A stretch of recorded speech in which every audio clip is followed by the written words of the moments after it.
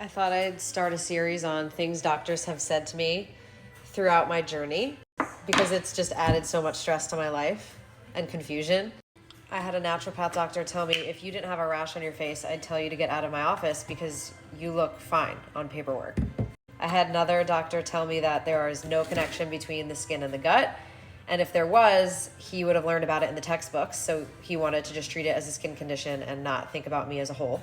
That was one of the most frustrating things that I was told. I had another dermatologist tell me that it doesn't matter if it's fungal or bacterial. Here's both, and here's a steroid, and if it doesn't work, we're just going to put you on oral antibiotics. You might need it for like 6 weeks. And I was like, to treat what? And she was like, it doesn't matter.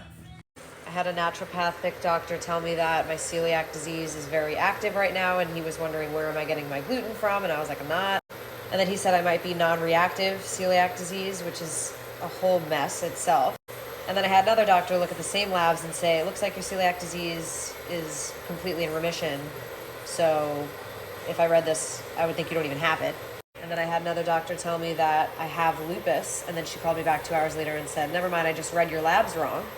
So I cried because I thought I had lupus and celiac disease. And I was like, how do I even go about that? Just to find out she read the labs wrong.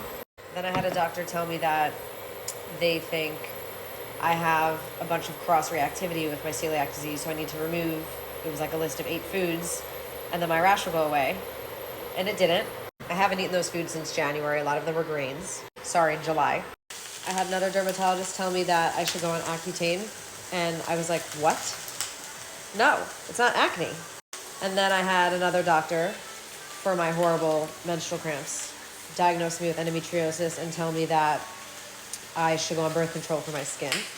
So I wasn't happy about that either because birth control and Accutane are not solutions to the root cause.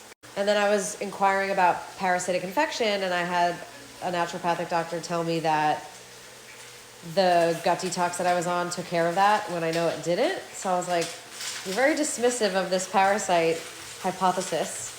And then I had another doctor tell me that I need to stop trying to do all this research and stop advocating for myself. I sat there with tears in my eyes and I said, I will always advocate for myself because this is my life and it's my body and I need to get control of it back.